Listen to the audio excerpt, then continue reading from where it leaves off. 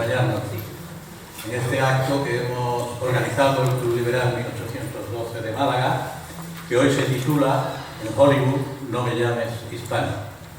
Y para eso traemos hoy a Santiago Pozo Arenas, un español que ha triunfado y triunfa en Hollywood.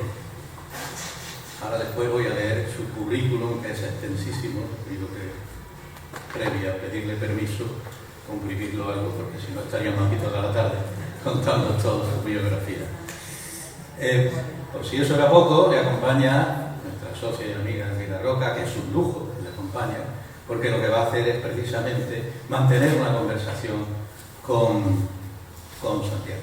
Así que voy a leer su currículum y posteriormente, una vez acabe de leerlo, vamos a proyectar un vídeo que ya previamente les indico, porque así me lo ha dicho él, que disculpen que está en inglés, pero es que naturalmente lo promociona todo eso en Estados Unidos. Bueno, Santiago Pozo es considerado una de las principales autoridades del mundo en marketing de entretenimiento. Además, ha producido, escrito, dirigido y distribuido películas. Santiago comienza en el cine como meritorio en A un Dios desconocido, de Jaime Chavarri, en la productora de Elías Querejeta, donde años después escribirá y dirigirá uno de los episodios que componen el largometraje Los primeros metros.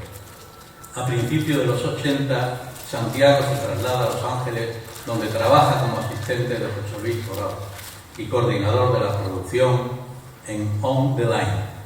A continuación, Universal Pictures le ofrece un trabajo en el departamento de marketing y distribución. Después de años como ejecutivo de la Universal, en 1988, Pozo funda Arenas, la empresa especializada en marketing de películas y televisión, que pronto se convirtió en la compañía hispana más grande y más reconocida en Hollywood. Arenas hizo las primeras campañas de promoción de cine español en Hollywood, promoviendo películas como Amante, de Vicente Aranda, Belle Époque, de Fernando Trueba, y Matador, de Pedro Almodóvar.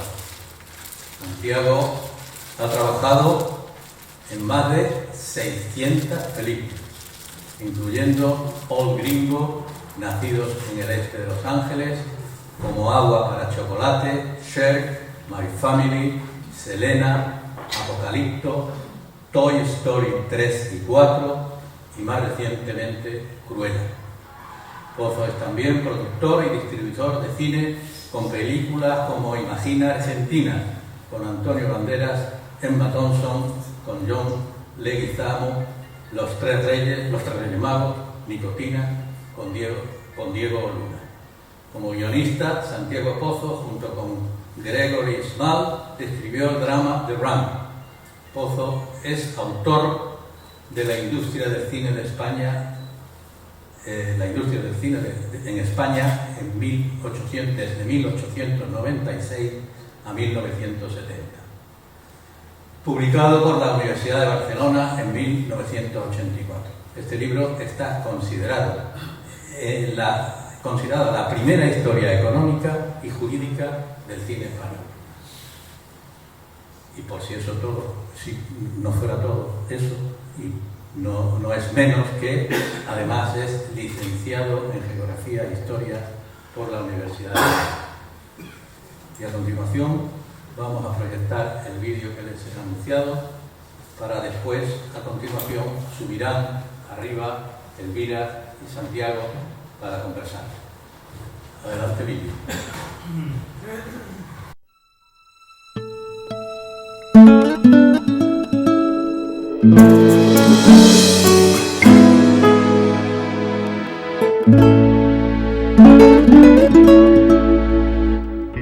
Arenas was founded in 1988 by current CEO Santiago Pozo. Santiago essentially created film marketing for the Latino community. Nobody who is more passionate about film, the Hispanic culture, showmanship, and getting butts into seats. What really distinguishes Santiago from everyone else is his true passion for the business and, quite frankly, a creative genius that is reflected in everything that he does. Arenas, I think it's only going to continue to grow. And I know what a big share of opening weekend the Latin market is. Arenas has worked on over 300 film campaigns and is an industry leader in marketing properties across all genres to the Latino community. The average Hispanic movie attendance is 15%. We are proud that the majority of the films we have worked on have surpassed this benchmark. When we released Apocalypto with a very limited budget, Santiago and Arenas is able to achieve miracles. In publicity, Arenas has an impressive history of effectively designing and implementing public relations campaigns. Frankie Winnie. Trouble with the Curve. Dark Shadows. Harry Potter. In promotions, Arenas typically delivers added value up to 30 to 40% of the media investment. Tinkerbell and Blu-ray DVD. El show de Piolín. That's the one I'm going to take my girls. I've got to go take them to see Beverly Hills Chihuahua. In media, we dig deeper in order to maximize exposure through acculturation, language dominance, psychographics, programming environments. And we offer strategic planning, research, media buying, and full stewardship. In creative, we bring over 18 years of marketing experience and in-depth understanding of cultural nuances required to deliver results-driven campaigns. Este verano regresa Boss. Nuevo, mejorado y en español. Oh boy. Me he despertado del hipersueño en un planeta extraño. We gotta switch him back. Well, how do we do that? I don't know. That part's in Spanish. ¿Amigo o enemigo? Amigos! We're all amigos! Hay un amigo en mí. Más valiente. Más romántico. Mi florecilla del desierto. Más Boss. ¡Olé! Toy Story 3, clasificada G. El 18 de junio en cines. Este es el corrido de papi. Sí, señor. Decente, galán y muy valiente. Y aunque él no es pura raza, como ves, se enamora de Chloe en su casa. ¡No lo pela! Ella es Beverly Hills, Chihuahua. ¡Ay, mami! Muy rica, mimada y presumida. Y Chloe de paseo va a México y que se pierde por distraída. Y aquí termina el corrido de Beverly Hills, Chihuahua.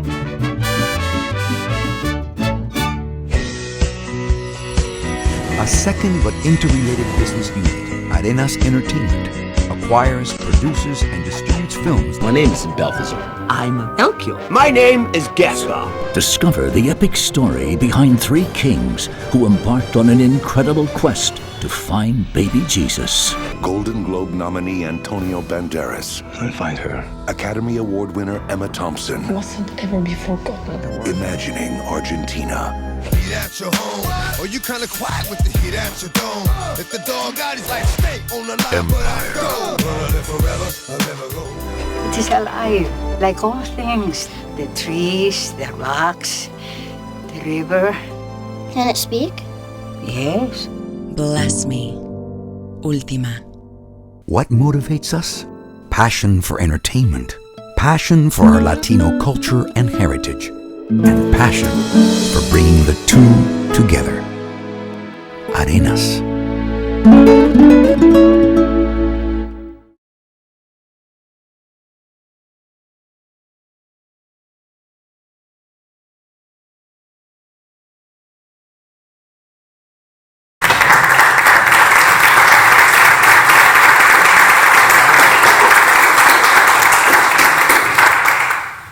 Pues hay que empezar, como siempre, dándole las gracias al Club Liberal por su amabilidad en atender estos requerimientos y al Ateneo que nos acoge y nos da sitio en el que poder hacer cosas interesantes, ¿no?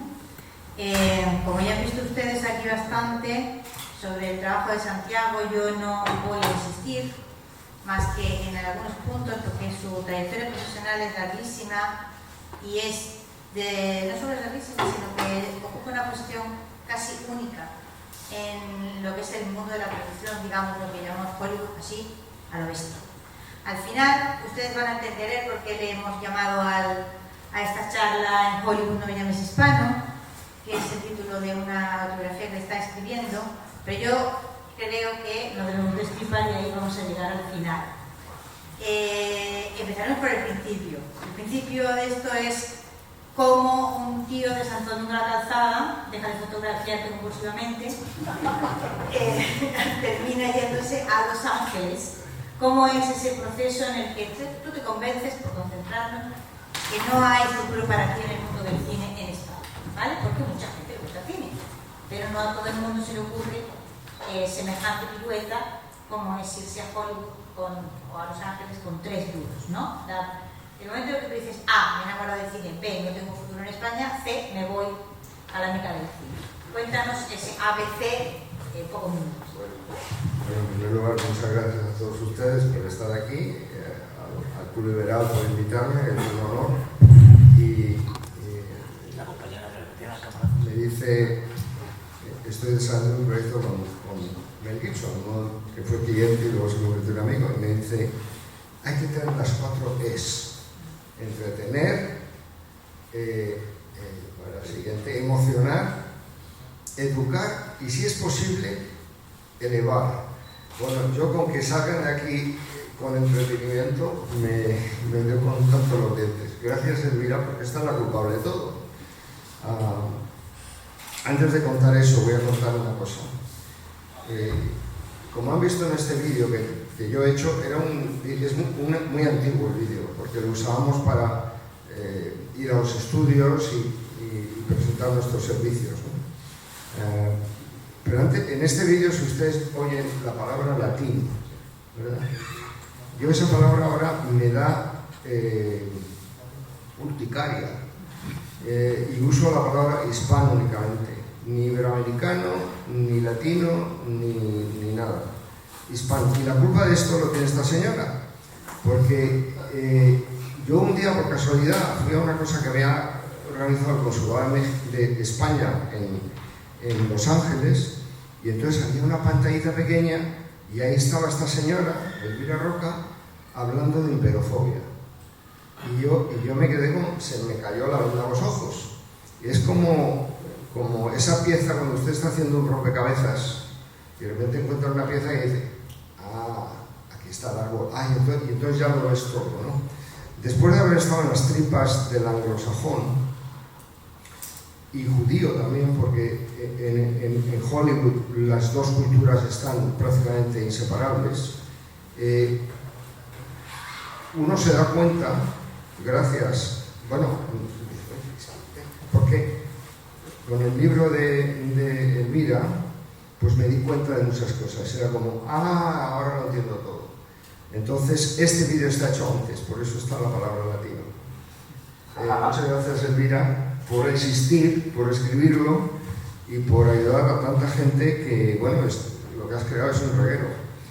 ¿Cómo llegué a Estados Unidos? Pues mi padre tenía una mantequería, mis padres se emigraron de La Rioja a Madrid, y mi futuro era trabajar en la caja de ahorros o tener un taxi, o a lo mejor una flota de taxis, pero me gustaba el cine y dije, bueno, si me voy a dedicar a ello, pues me voy a ir donde se cuece el bacalao, porque el problema del cine español no estaba y sigue sin estar aquí. El problema del cine mexicano no está en la Ciudad de México, o el problema del cine argentino no está en Buenos Aires, o el problema del cine colombiano no está en Bogotá, está en Los Ángeles, que se llama distribución. Porque el cine es dos cosas, es lo femenino y lo masculino, el yin y el yang. Es arte, pero también es comercio. Y en España eso no se veía así. Si ustedes ven las películas que hacían dinero en España en aquella época, cuando yo me fui, eran películas que la crítica detestaba y que veía como ¡qué asco! Y hoy en día las vemos y son un reflejo maravilloso de cómo era esa sociedad. Y en cambio las películas que triunfaban eran películas que aburrían a las ovejas.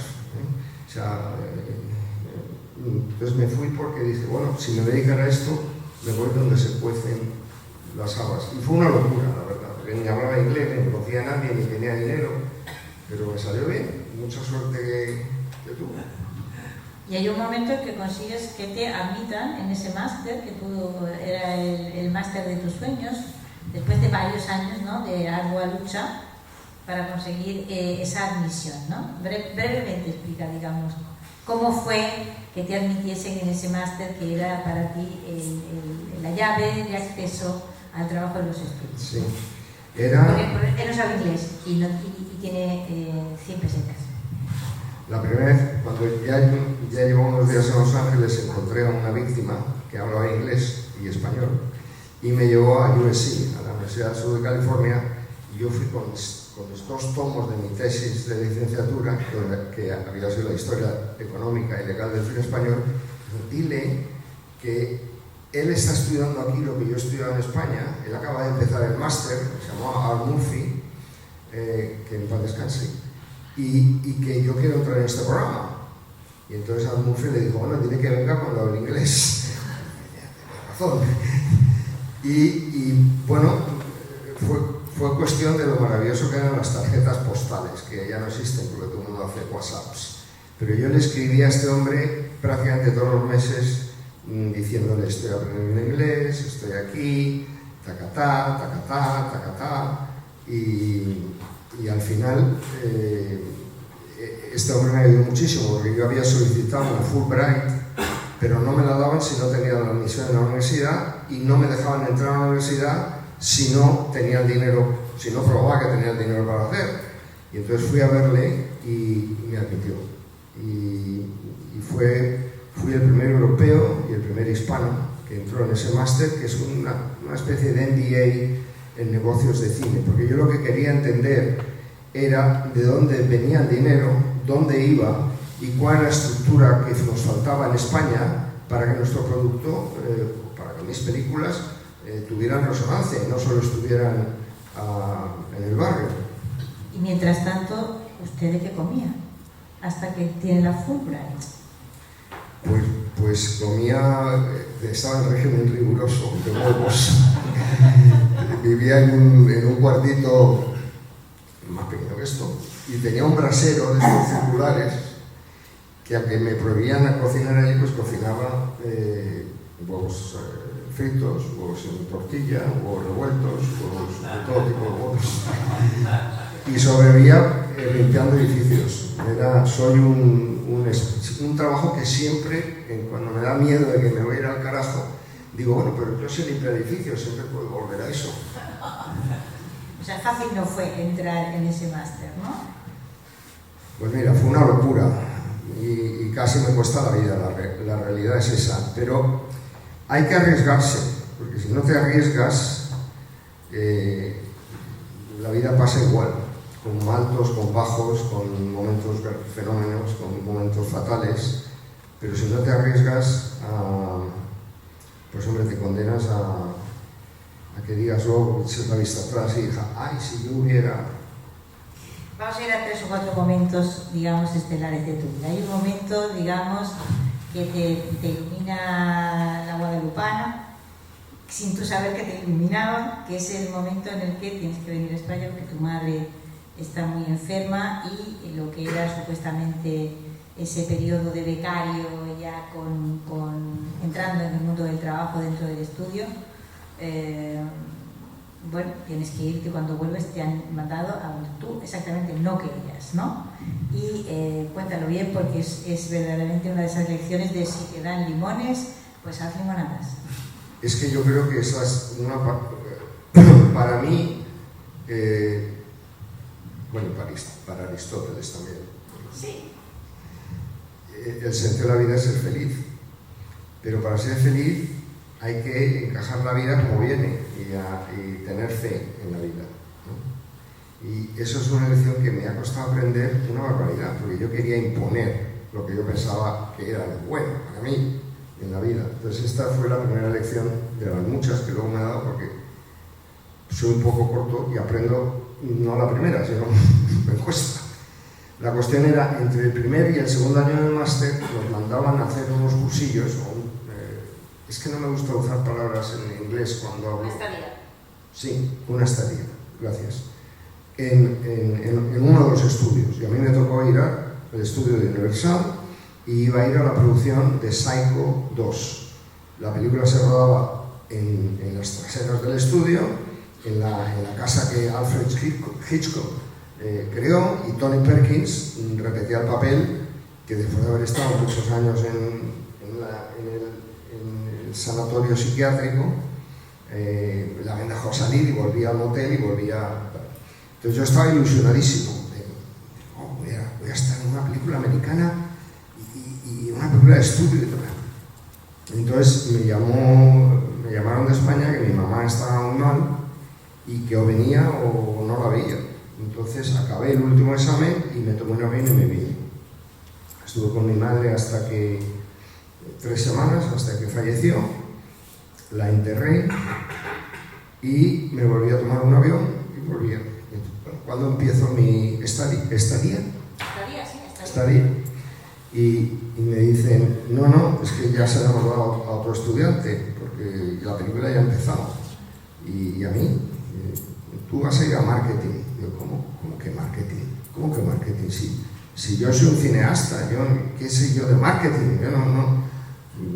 Me agarré una tremenda depresión y un tremendo cabreo con todo el mundo invisible,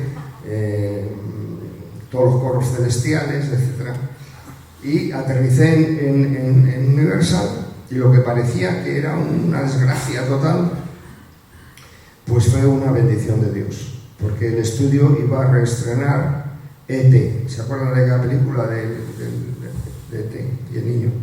La bicicleta por la luna. Y entonces era el 5º aniversario de E.T. Y el estudio, y en ese momento todavía DVDs y vídeos y esas cosas o streaming, eso no. Entonces el estudio dijo, podemos sacar un poquito más de dinero volviendo a estrenar, porque además los niños que tenían 2 o 3 años cuando estrenamos, pues ahora tienen 7 o 10 o 12 y es un nuevo público, ¿no? Entonces, como yo había vivido en el barrio, como había vivido en el gueto, y además trabajando con mexicanos, guatemaltecos, hondureños, etc., yo sabía dónde ellos iban al cine. Entonces dije, bueno, pero vamos a ver, para el estreno en México tenemos copias dobladas al español, porque no las traemos, porque no nos cuesta nada, ya se ha doblado, ya se han hecho las copias, pues es traerlas y ponerlas en los cines donde el Hollywood ignoraba esos barrios. No. Entonces hubo una señora, Michelle Reese, que Dios la proteja, que le gustó la idea, aunque el presidente de distribución pensó que era una majadería. Y entonces esta mujer consiguió que me dieran una copia. Y la puse en un cine de downtown, del centro de Los Ángeles, en una calle que se llama Broadway, en un cine que se llama The Orpheum, que era un antiguo palacio del cine que tiene 3.000 localidades. Pero es un cine de mitad de precio, ¿no? Si una entrada en un cine normal te costaba $6, pues ahí te costaba 3 o 3.50. Y luego me fui a las radios y a los televisores en español a alzar la tabarra de que la película se estrenaba, que Total, que la película estrena y el cine de mayor recaudación en todos los Estados Unidos, desde California a Nueva York, desde Alaska a Texas, era el Orpheum, a mitad de precio. Y entonces me dijeron, ¿tú quieres empezar un departamento? ¿Quieres ser director de Special Markets? Y dije, sí, aunque no tenía ni flores, creo que era. Pero es que me pagaban muy bien. Ese es el momento en que... Y me arreglaron la tarjeta verde. Porque si estabas a punto o casi legal, ¿no? Más bien, ¿no? Digamos, ese es el momento en que tú ves claro que hay lo que se llama un nicho de mercado clarísimo, que está absolutamente desabastecido, al que nadie le hace caso. Pero 2 cosas. Una, que por ser hispano, o tener acento, o venir de otra cultura que no es las homologadas, que mis historias no tienen cabida. Primero porque, vamos a ver, decía Eugenio Dors que todo lo que no es tradición es plagio. Si a Woody Allen le dices, aquí hay un cheque, haga usted la película que quiera, pero no puede ser nada sobre Nueva York, ni nada sobre el mundo judío. Woody Allen va a decir, pero ¿qué quiere usted que cuente? Si yo solo que conozco. Si vas a Scorsese y le dices, Martin, aquí hay un cheque en blanco, haz la película que tú quieras, pero no puede ser sobre italianos y no puede ser sobre la mafia. Porque la dificultad de los cineastas, no solo españoles, sino colombianos, mexicanos, etcétera, al día de hoy, es que nuestra cultura, lo he aprendido a través de esta señora, porque yo lo sabía, pero no había conectado los puntos. Nuestra cultura está considerada por nosotros mismos inferior. Si no, vayan desde una vuelta por... Vamos, yo he venido del Hotel Larios aquí y hay un montón de tiendas en inglés, porque es mucho más inteligente y más fino y todas esas cosas. Pero, y en Madrid pasa lo mismo en el barrio de Salamanca. Entonces, primero me di cuenta que mis historias ahí no iban a llegar a ningún lado y que lo que iba a hacer es imitar a otros, pero nunca ser original o contar cosas que me importasen. Y la segunda que vi es que efectivamente había un mercado que estaba desatendido, que en ese momento eran 50, 40, 35 millones de personas en aquel momento, ahora son 70 millones de personas, que dicen, son hispanohablantes, quieto parado. Porque España y México ha perdido muchas oportunidades en Estados Unidos de conservar esa gente dentro de la cultura. Y nuestra cultura es sobre todo lengua, por eso lo de latino, iberoamericano, como decía, me dijiste, ¿quién habla íbero? ¿Quién habla latino? Entonces, y esas dos cosas, Elvira. Me estoy enrollando mucho. No, te he traído aquí para que te enrolles. Entonces tú empiezas a trabajar, digamos, dentro del estudio, ¿vale? En lo que te toca trabajar, pero al mismo tiempo vas desarrollando esa idea de que hay un mercado grande que está desabastecido en el sentido de que nadie les presta atención y vas, yo, en mi opinión, tú me corregirás, desarrollando tu carrera, digamos, en dos líneas. Una es el trabajo, hasta que dicen, ¿no? El trabajo dentro de la Universal, haciendo lo que te corresponde, e intentando convencer al estudio e intentando convencer a la profesión de que hay un mundo enorme, que es también un mercado enorme, que necesita ser atendido y que además es una oportunidad de negocio formidable, ¿no? Y ahí también hay 3 o 4 momentos, así como que, digamos, que te viene a ver la guadalupana que te gusta tanto, una Virgen de Guadalupe, es muy de la Virgen de Guadalupe, está medio mexicanizado, ¿no? De medio californianizado, está medio mexicanizado. Uno de esos momentos es Jennifer López y el lanzamiento de esa película que la convierte a ella en una estrella. Esto tienes que explicar un poquito porque no todo el mundo va a entender el asunto. Ya. Bueno, yo no sé los apóstoles por qué predicaban. Yo era apóstol del mercado hispano porque de eso dependía mi supervivencia. En otras palabras, me tuve que inventar el negocio porque no había otro sitio que me diera trabajo. Pero resulta que acerté al inventarme el negocio porque hoy Arenas, que es el nombre de mi mamá, por cierto, ahí hay muchas y casi todas son de ex granitos de arenas. Tengo el honor y el orgullo de que yo creé mi propia competencia. Hay un momento en que me tengo que ir del estudio porque hay una película que se llama Milagro, Sucedió un Milagro, creo que se llama aquí, es una película de Robert Redford y es la primera... Un lugar llamado Milagro.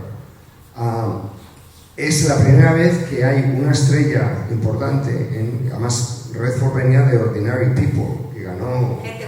Gente corriente. Ganó Oscar al mejor director, Oscar a la mejor película, etc. Entonces, esta película era sobre el mundo hispano en Nuevo México. Un sitio interesantísimo, porque además a un nuevo mexicano le dices, ¿tú eres mexicano? Y dice, no, yo soy España. Al día de hoy. Bueno, y el estudio veía la película como que no, bueno, había que darle gusto a la estrella, Robert Redford, Out of Africa, fuera de África, sí, Memorias de África. Hay que darle gusto a la estrella y tal, pero esta película no vale para nada, pero para mí era importantísima porque enseñaba esa cultura en la que mi futuro estaba ligado, porque estamos ligados. Es que no es aquí que uno funcione y los demás no funcionan. El que funciona de libre, pues a lo mejor le va muy bien a él, pero en el fondo eso va a durar lo que le haga una cesta, en mi opinión. Esto es, o salimos todos o no sale nadie. Y cuando digo todos, no hablo de los de La Rioja, o los de Andalucía, o los de España, hablo del mundo hispano en general. Que ahora yo veo que hay unos lazos que cada vez son más respetados. Porque hace años, cuando yo venía a España, decía que estaba trabajando en el mercado hispano en Estados Unidos, algún cantamañanas, lo voy a decir en inglés porque me gusta mucho, Singing Mornings. Le digo, bueno, este está en el mercado hispano porque no puede estar en el otro. No, es porque ahí es donde está la oportunidad, sobre todo siendo español, o siendo mexicano, o siendo colombiano. Pero Jennifer López no hablaba una palabra de español. Espera, es que la película esa tienes que explicar un poco. En España no tuvo demasiada repercusión. ¿Cuál, Selena? Sí. Tienes que explicar algo sobre esto. Estamos con una Jennifer López que no es nadie todavía, ¿vale? Sí, que le cae un papel sobre alguien que sí es alguien en ese momento, que es Selena. Explícalo, porque yo sé lo que la gente sabe aquí, tú ya hace tiempo que estás. Vale. Bueno, Selena fue una cantante tejana de Corpus Christi que, cantando en español y algunas canciones en inglés, se convirtió en la estrella máxima de la canción en Estados Unidos. Igual que está pasando ahora, muy interesante, que podemos hablar luego por qué ha pasado en la industria de la música y no ha pasado en la industria audiovisual, porque 500 millones de hablantes, que muchos le llaman el petróleo invisible, no ha conseguido desarrollar una industria audiovisual, pero sí una industria musical, donde, nuestros cantantes funcionan en todos lados, que ha supuesto anual, porque ya sabía cuántas películas iba a comprar al año, cuántos presupuestos cobraban a él, y por tanto podía contratar a gente y empezar a crear diferentes departamentos: el creativo, el de relaciones públicas, el de promociones, el de media, y luego el de distribución, y lo último fue el digital. O sea que es, digamos, es el camino en el que años pasa de estar en el salón de tu casa, ¿no?, a estar en el edificio que es ahora el Instituto Cervantes en Nueva York, en Los Ángeles. Vamos a hablar de algunas películas, porque no da tiempo, tú has participado en muchísimas, pero algunas que han sido muy especiales. Una de ellas, que ha salido aquí, la han visto ustedes, es Beverly Hills Chihuahua, que es una película a la que tú le tienes un gran cariño, por muchas razones, ¿no? ¿Qué significa esa película en la trayectoria de Arenas? Pues mira, esa película era una película que Disney la había puesto en la peor parte del año, cuando se ponen las películas que sabes que no va a funcionar, porque la audiencia disminuye, porque el negocio es un negocio de temporadas, ¿no? No es lo mismo los cines en verano o en fiestas como Thanksgiving o Navidades que en mitad de febrero. Entonces Disney veía esta película como un perdedor, no sabía muy bien qué hacer.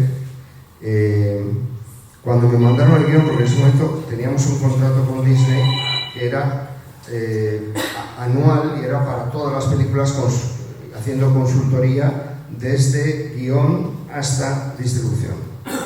Y entonces me llega el guión, y el guión se llama South of the Border, al sur de la frontera. Entonces lo veo con mi gente y decimos, bueno, es que esto suena a un restaurante. ¿Cuánta gente trabaja en este momento en Arenas? Pues en ese momento tenemos como 70. Y esto suena como un restaurante mexicano ahí de barrio, al sur de la frontera. Entonces yo fui a Disney y le dije, mira, tenemos un problema con el título, porque además, ¿cómo vas a estrenar esto en España, o en Bolivia, o en Polonia? Que al sur de la frontera significa algo en Estados Unidos, pero no significa nada en Irlanda. Le dije, ¿qué te parece Beverly Hills Chihuahua? Porque Beverly Hills, vas a China y Beverly Hills, Chihuahua, ya está. Es que lo tienes, y además, como en ese momento el burócrata de turno del estudio estaba muy interesado en vamos global, tenemos que ir globalización, ¿no? Entonces, pues, coño, esto es global, el título no lo vas a tener que cambiar por cada mercado. Gracias a Dios, después de muchas peripecias y 6 meses, porque research, es que los burócratas están todos conectados. Entonces, el burócrata es una obsesión de Santiago, entonces ustedes tienen que tener mucha comprensión con esto, porque perdone si hay algún burócrata en la sala, si es lo que hay maravillosas personas entre los burócratas también, pero en Hollywood, investigación de mercado, dice, vamos a hacer el test, salió que South of the Border ganaba por goleada a Beverly Hills, Chihuahua, que no cabe en la cabeza humana. Tu público no está entendiendo qué es lo que ha hecho la jefa esa. ¿Me explico yo? Entonces,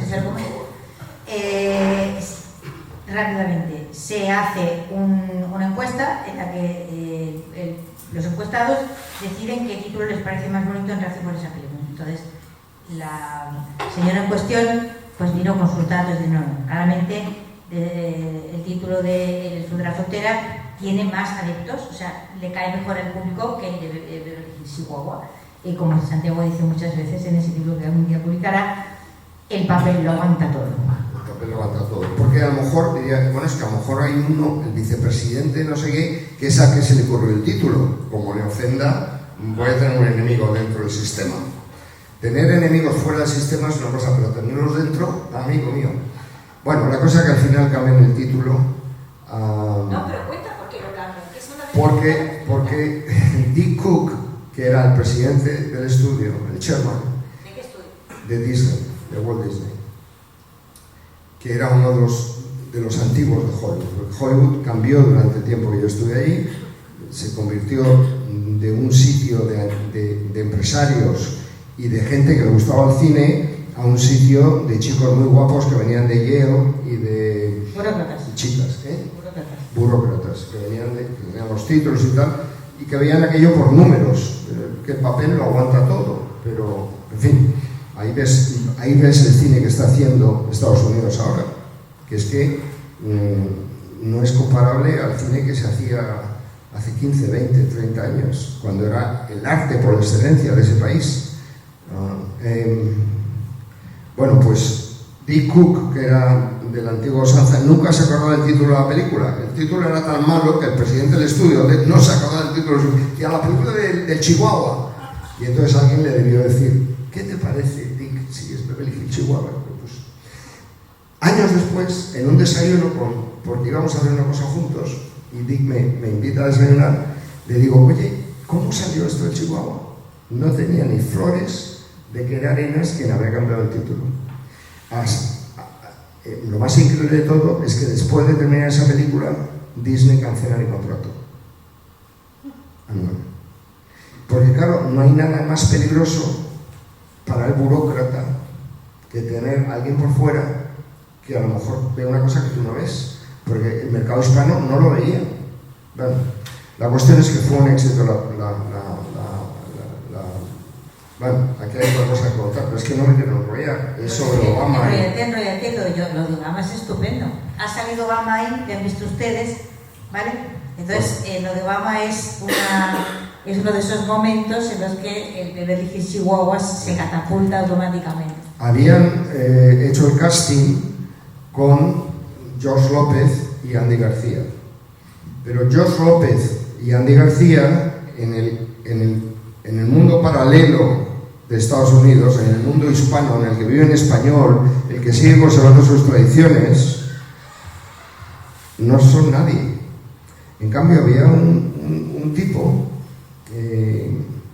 Piolín, era su nombre de guerra, que tenía el programa de radio más grande del país. Estaba en 50 y tantos mercados en la hora de la mañana, cuando la gente conduce, que es cuando escucha la radio, y batían todos los récords de audiencia en 50 ciudades. En español. Exacto. Entonces fui a pelearme con Disney de que pusieran a este en el casting, darle un papel, porque yo con Gregory López o Andy García tengo un recorrido muy pequeño de publicidad. Con Piolín, me recibió la presidente de casting del estudio, una negra, y los dos productores judíos de la película, anglo-judíos. Y Piolín, que no habla muy bien inglés, pues además es muy indio. Vamos a describir a Piolín, que era una estrella de la radio en español, pero es esta estrella de la radio. Es decir, es una estrella de la radio con cara de indio, como suelen tener la mayor parte de los hispanos. Mestizo. Y que no habla una palabra de inglés. ¿De acuerdo? Bueno, un poquito, chapurrea, pero bueno. Entonces, tanto la presidenta de casting como los productores de la película, pues lo miran por encima del hombro. Entonces, por quedar bien conmigo, le dan un papel que tiene 2 líneas y le van a pagar el mínimo del sindicato, que es como $750 o una cosa así. Piolín, que es un hombre prudente, no dice nada, salimos después yo estoy pues, por dentro muy decepcionado, salimos y me dice, no lo voy a hacer, a la chingada. Digo, no, Piolín, tienes que hacerlo porque es que no sabes quién eres. Pero si no lo haces, nunca vamos a demostrar quiénes somos. Entonces al final aceptó hacerlo por 4 perras, un papel de 2 líneas, pero fue la total royal en marketing, porque hizo Piolín, estrenos Piolín en 50 ciudades. Cuando Obama va a promocionarse como presidente, porque tenía un buen equipo de marketing, va al programa de Piolín, porque se sabe quién es Piolín. Y Piolín, y le pregunta a Piolín, oye, que viene el aniversario de bodas mío, ¿qué hago con mi mujer y mis hijas? Y dice, hombre, vete a ver mi película. ¿Qué? Pero sí, mi película, Beverly Hills, Chihuahua. Y ahí es cuando Obama endorsa la película y dice, this week, este fin de semana, voy a ir a ver Beverly Hills, Chihuahua. Claro, el clip mandado a los burócratas del estudio, se apuntaron tantos por todos lados. Esa es una película que tengo mucho cariño porque era una película desterrada y luego se ha hecho Beverly Hills Chihuahua 2, Beverly Hills Chihuahua 3, no sé si la 4, pero ahí tienen una marca a salir adelante.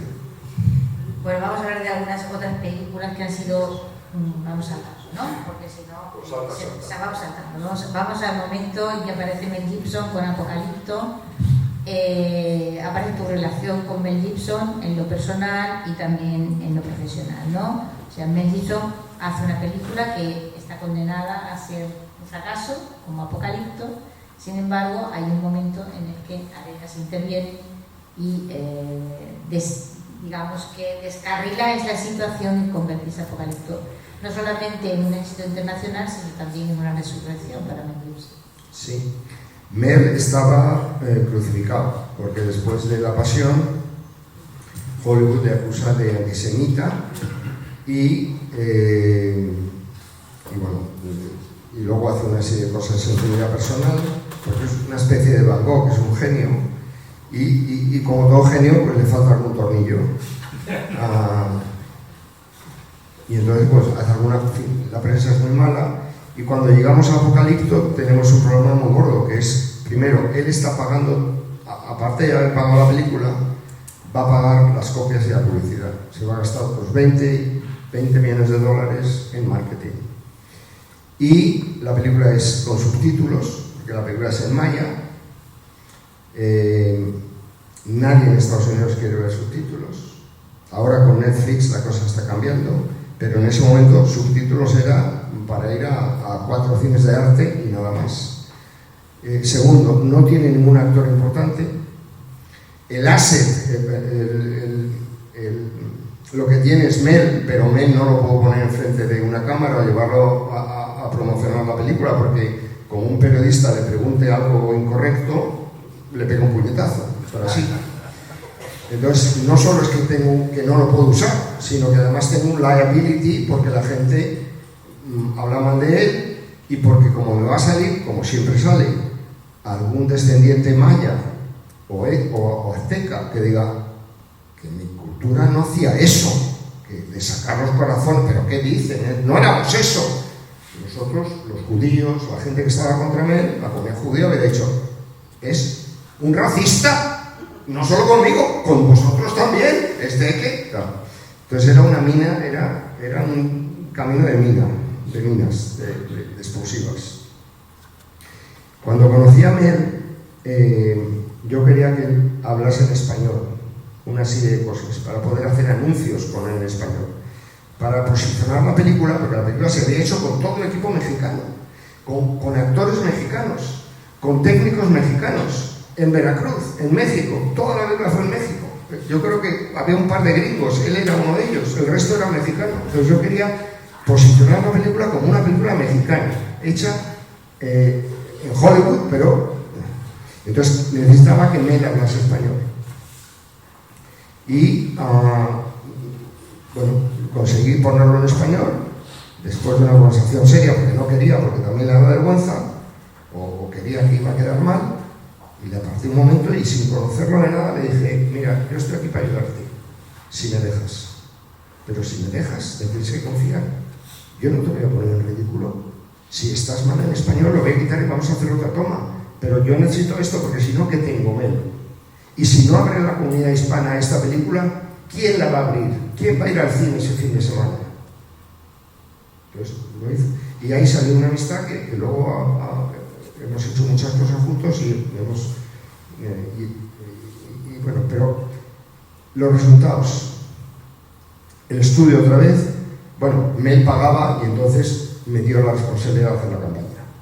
Estrenábamos el mismo fin de semana que estrenaba Diamante Sangriento con Leonardo DiCaprio en inglés y con $45 millones de presupuesto de marketing, el doble, más del doble de lo que nosotros teníamos, y sin minas, sin explosivos.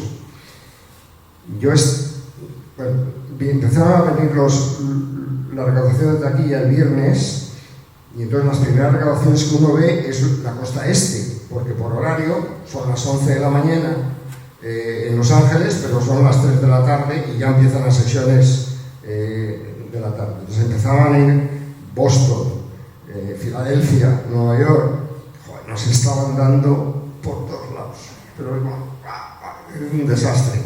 Pero cuando empezamos a entrar en el Southwest, en Chicago ya, pero luego más abajo, Arizona, California, Nuevo México, empezamos a repartir y aquello no acabó. Acabamos los números 1 en la taquilla. Así que ustedes les estoy contando esto porque no todo el mundo se ha pasado a Leonardo DiCaprio por la piedra, pero este se la ha pasado.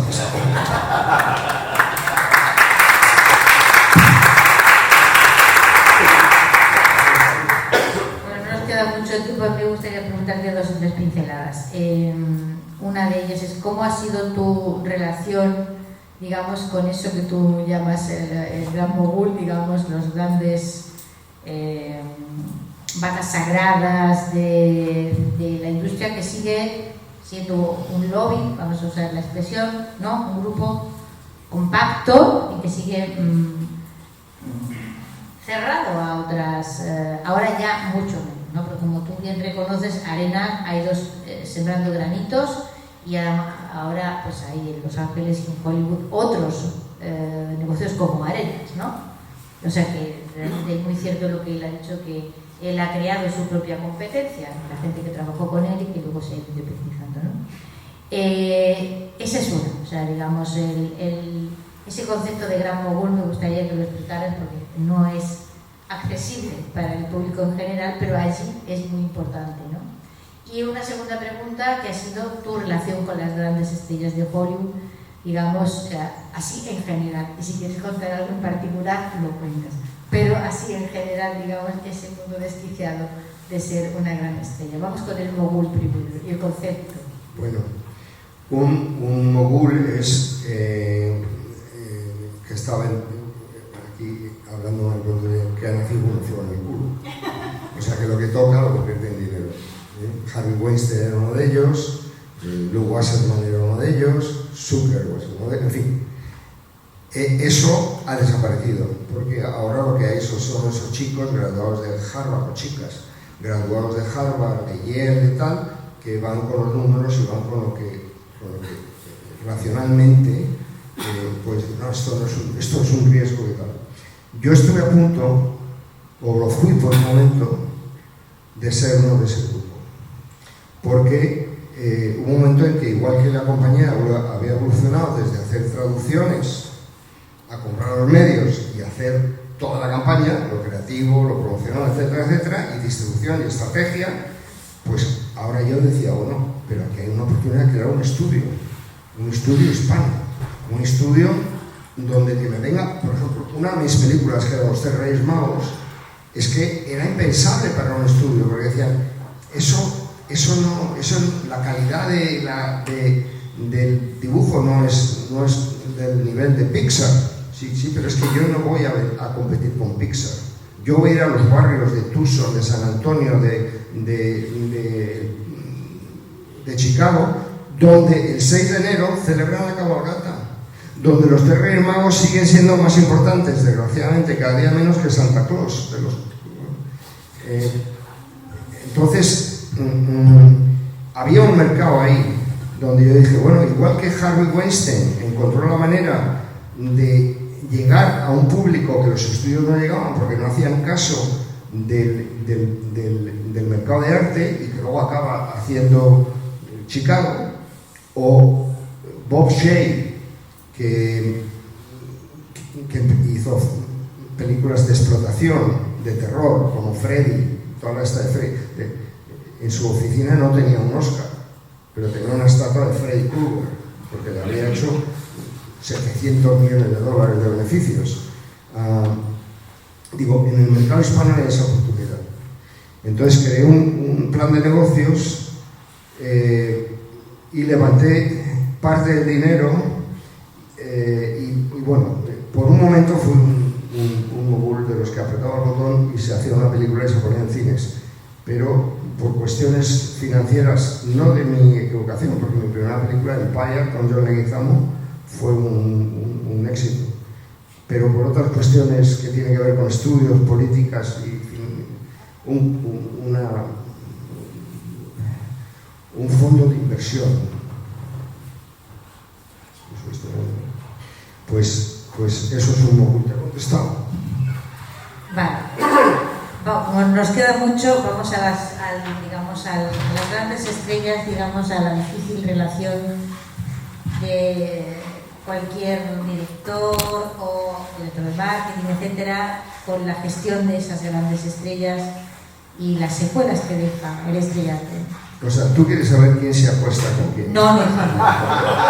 Es una señora desde hace muchísimo tiempo, ya casi una anciana, y le pregunto esas cosas. Quiero ese retrato robot de esa estrella que tú muchas veces lo explicas en tu libro y a mí también me lo has explicado, de la egolatría, esa falta de sentido de la realidad. Bueno, todos tenemos un problema de narcisismo, ¿no? Que pensamos que somos la última pesicola del desierto.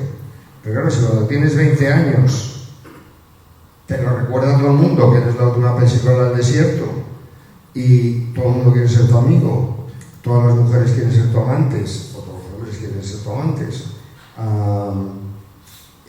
todo es gratis, todo es primera clase, todo tal, pues algo te pasa aquí arriba y la gente, pues en general no acaban bien, pero vamos, esto es no de este Hollywood de ahora, sino de siempre. Hay gente que sí, que acaba bien, pero si nos vamos, no sé, Sunset Boulevard, el crepúsculo de los dioses, Willard Holden, la cosa más guapa del mundo, un actor fanfare, pues, muere en su casa alcoholizado porque se cae, se pega con una pico de bonet y muere.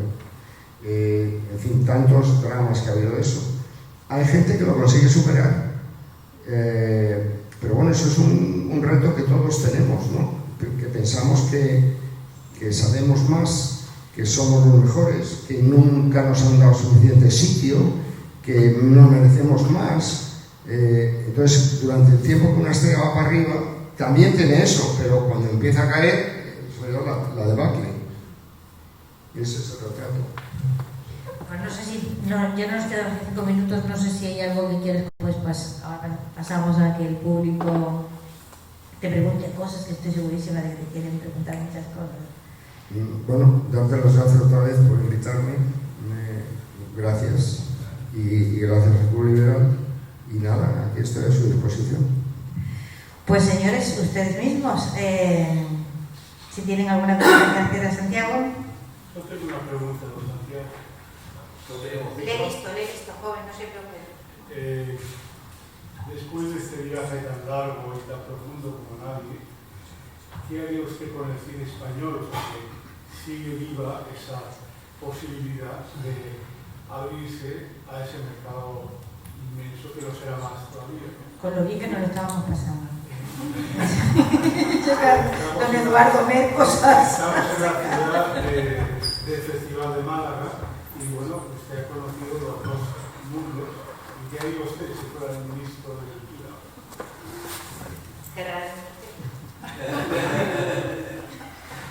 ¿Por qué ponía a Santiago? Porque ve que se lo está pasando en este apuro espantoso, Eduardo.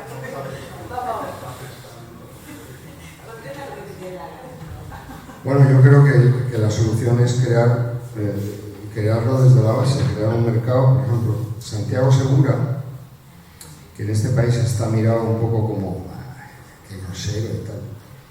Todos los hispanoamericanos que me he encontrado en Los Ángeles o en Colombia o en México, vamos, es que les encanta. ¿Cómo se llama el personaje de Santiago Segura? Torrente les encanta. Es ese tipo de cine que puede crear industria. Pero Santiago es uno. No demasiado apoyado. Yo soy miembro de la Academia de Hollywood y soy miembro de la Academia de aquí. No demasiado apoyado por la Academia, ni de aquí ni de allí, porque se le considera un subproducto. Yo creo que una asignatura pendiente del cine español es ser comercial. Y una vez que seas comercial, y una vez que tengas empresas que pueden pagar a la gente, que pueden pagar a guionistas. La segunda cosa es un cambio de mentalidad. Mira, en Estados Unidos, a una persona que escribe o que cuenta historias se le llama storyteller. Suena muy bien. Aquí se llama cuentista.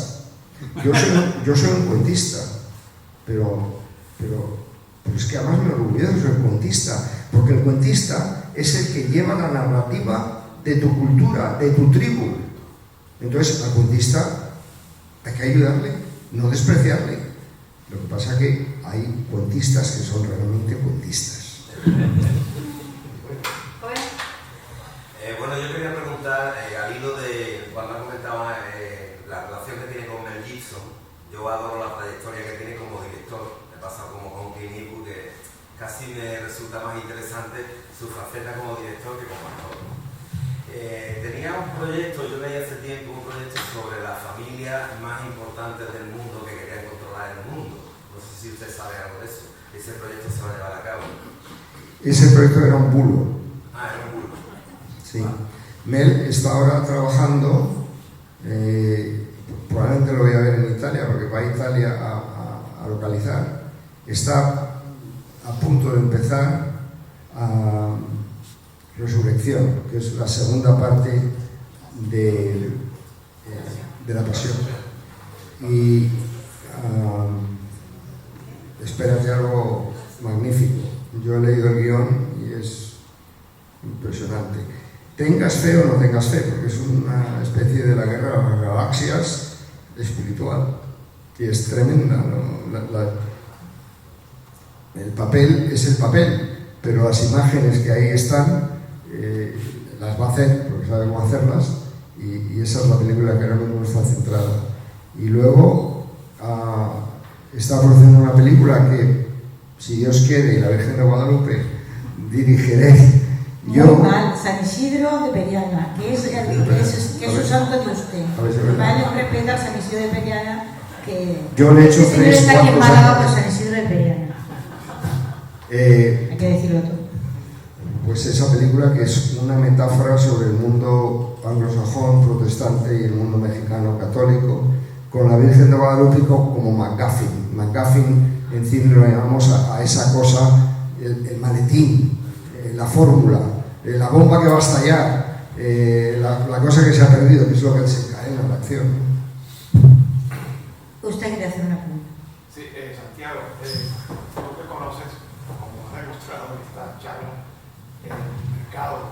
funciona el cine. Hoy día, aparentemente, la audiencia que va a las salas de cine ha disminuido, por lo menos en España, no sé, en Estados Unidos. Y se ha potenciado el cine en las plataformas tipo Netflix, como tú sabes, Paramount Video, etc. Entonces, ¿cómo está cambiando entonces el mercado en general de la distribución y de la producción? Bueno, tiene usted toda la razón. La gente cada vez va menos al cine. Era un fenómeno que ya venía pasando, que Netflix y Amazon, etcétera, estaban haciendo grandes pasos en detrimento del cine tradicional, y que la pandemia le dio la puntilla, ¿no? Ahora mismo en Estados Unidos se estrenan solo grandes películas, de esas en las que todos los burócratas se han puesto de acuerdo que los números no pueden fallar. Por eso tenemos Capitán América 25, Spider-Man 17B, y la gente va diciendo, bueno, déjame en paz porque no me quedo en mi casa. Está ocurriendo una revolución.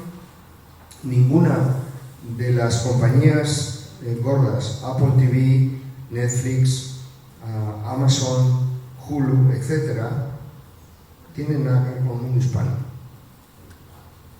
Entonces, está entrando producto. Por ejemplo, esta de la Casa de la Moneda fue un éxito mundial, y la de Calamar, que era una cosa coreana, también fue un éxito mundial.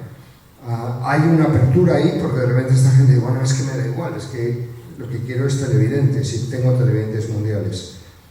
Yo no soy futurólogo, pero yo creo que esa revolución ya es imparable. El problema es que ya no es arte y producto, ya es solo producto. Es fast food. Un restaurante tiene que hacer dinero, pero ¿qué gente que se digne a sí misma como persona y que quiera hacer algo en la vida, que es contribuir a la vida, va a querer trabajar en la cadena McDonald's? Hombre, poner un restaurante, vamos a hacer un restaurante fenómeno, vamos a hacer, no sé, pero vamos a hacerlo bien. Entonces, lo que pasa, en mi opinión, no sé si me estoy explicando bien, pero es que ahora solo es producto de consumo, no es arte y producto, que es lo que la magia. Porque en España lo que ha pasado, o por lo menos pasaba cuando yo me fui, es que era todo arte, era una cosa, y el producto era para la morralla. Y en América lo que pasa ahora es que todo es producto y el arte... Pero es que el cine, lo que decía al principio de la charla, es las dos, lo femenino y lo masculino, lo creativo y el negocio. No sé si alguien quiere hacer una pregunta más. ¿Hay otro señor que quiere hacer una pregunta? Hola, buenas tardes. Soy miembro del lobby riojano del Ateneo de Málaga, que somos dos, o sea que quería preguntar... ¿De dónde eres? De Logroño. De Santo Domingo. Ya, lo sé. Sí. Quería preguntar si cuando tú llegaste en los años 80, más o menos a Estados Unidos, no quedaba nada de aquella época de Xavier Cugat, que fue un hombre importantísimo, que fue el primero que grabó canciones de Cole Porter como Belín de Belín y tantas otras. Y había mucha gente alrededor de él, hispana, que realmente funcionaba muy bien. Desapareció. Mira, eso es... los historiadores se acuerdan un poco, pero queda muy poco de eso. Se habla a veces de Charo, se la lleva a algún programa de televisión, como una cosa así. Pero te voy a decir la razón. Yo creo que la razón es porque la diplomacia cultural de España no se le ha puesto suficientemente atención. No solo para llenar el papelito, sino para de verdad tener una... Mira, el consulado inglés de Los Ángeles en México es como una agencia de talento. O sea, primero es una casa maravillosa y huele a Hollywood, huele a la industria, y en esa casa se está vendiendo el talento británico, de directores, de actores, etc. Y se mantiene viva la herencia. La Casa del Cónsul Español, bueno, cuando Chencho Arias estaba allí, él de su bolsillo alquiló una casa donde podía dar fiestas, pero los últimos 3 cónsules están en un apartamento donde si te invitan 2 a comer ya no cabes. Entonces no hay esa diplomacia cultural. Ahora, hace unos años, acaban de abrir el Instituto Cervantes en Los Ángeles, y había un músico español, valenciano, que no me acuerdo el nombre, pero muy famoso, que vino un historiador riojano, por cierto, a dar una conferencia que la hicieron en la Biblioteca de Los Ángeles. El director del Instituto Cervantes fue a presentar la conferencia, no hablaba inglés. ¿Cómo es posible que tú mandes a una persona a representar la cultura española en Los Ángeles y que no hable inglés? Pero es que está muerto, lo han destituido o se ha ido. Yo creo que no se recuerdan esos nombres porque no hay nadie que lo recuerde. ¿Te he contestado la pregunta, Riojano? Desgraciadamente. Claro. No sé si alguien quiere hacer una... Venga, Rosa. Yo quería un poco así, sucintamente, en España si una película no tiene subvención, parece que no se atiende a la cultura, que hay una despreocupación y tal. Estoy hablando del mundo del cine, no de otra manifestación artística o cultural.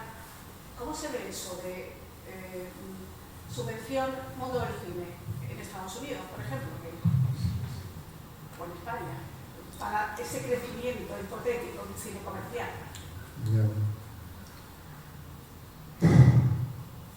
Pues mira, casi todas las industrias tienen subvenciones de una manera o de otra, ¿no? El asunto está a quién le dan las subvenciones, ¿no? Más que si son necesarias o no. Y también esas subvenciones están basadas en un criterio de que esta compañía quiere crear industria o se quiere ganar los garbanzos de este año. ¿Es un francotirador o es una persona que está preparando un ejército? Porque esto es una cuestión no de una persona. El cine se hace en grupo, se hace la distribución en grupo, se hace el marketing en grupo. No es un pintor que se va a su casa o un escritor que se va a su casa y toma un papel y un lápiz. No, en el cine necesitas toda una maquinaria detrás. Yo creo que las subvenciones han hecho daño en general, porque era como la pastilla, tómate la pastilla para que te calmes, no tengas depresión, no creo que estés demasiado. Yo no sé, nunca me han dado una subvención. Pero oiga, sí, quiere darme nada. Digamos, vamos a ir terminando, 1 y 1, y ya acabamos. Tenemos que abandonar la sala, como decía Elvis, tiene que abandonar el edificio y nosotros nos tenemos que ir. Sí. ¿Usted? Pues yo me pregunto si en algunos casos sería favorable a la censura en el sentido de que yo como maestra me horrorizo ver tanta violencia en las televisiones, programas, incluso de niños, ¿no? Y escenas de sexo duro en horarios infantiles, ¿no? Entonces yo sé que el tema de la censura es muy delicado, pero no sé si para ciertos sectores de la población de ciertos horarios no se debería intervenir un poco en eso.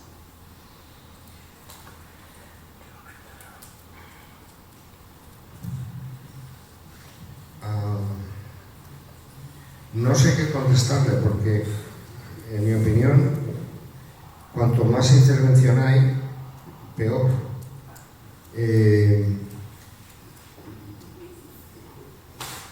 No estoy al corriente de la situación en España, de qué está pasando en ese área, pero no, perdóneme, pero no sé qué decirle. Pero yo sí tengo algo que decirle. Se lo voy a decir. Yo sí tengo algo que decirle, que me he dedicado a la enseñanza mucho tiempo, me siento totalmente, me doy por aludida. Desde el punto en que cualquier niño tiene un teléfono móvil en la mano, es absolutamente imposible ejercer ninguna clase de censura.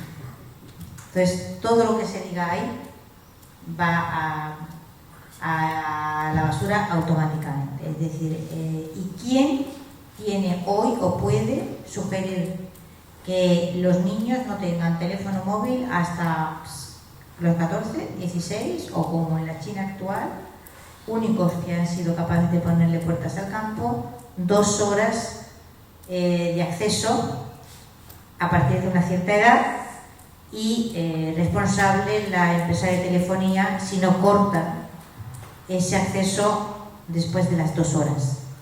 Ningún país occidental, no voy a decir que no tenga medios, no tiene medios ni ganas, ni le interesa en absoluto mantener los cerebros en funcionamiento. Por lo tanto, esto es una batalla que está perdida en Occidente, quizás no en Oriente, pero de las batallas perdidas que tenemos, de las varias y gordas, que lo que usted dice es espantoso. No solamente la violencia gratuita que le quita a la violencia toda su realidad, hasta el punto de que no saben el enorme daño que puede llegar a hacer físicamente, sino el sexo como una materia de consumo a una edad que es absolutamente imposible de digerir, etcétera, etcétera. O sea, es una fábrica de generación de deformidades emocionales, mentales, etcétera, etcétera. Pero el ponerle una censura al cine o a un tal, ¿para qué serviría? Con el teléfono móvil en la mano todo está absolutamente desactivado, ¿no? Señor mío, ¿y usted acaba? Pues es un honor. Enhorabuena al Club Liberal que ha tenido la feliz iniciativa de que sea Elvira la que haga una entrevista muy buena a una figura que es apasionante, con una historia extraordinaria y que la ha contado muy bien. Así que por mi parte, primera parte, enhorabuena a los 3. Y para terminar, dentro de apenas un año, por ejemplo, San Francisco de California va a cumplir su 250 aniversario y Estados Unidos va a cumplir los 250 años de su declaración de independencia.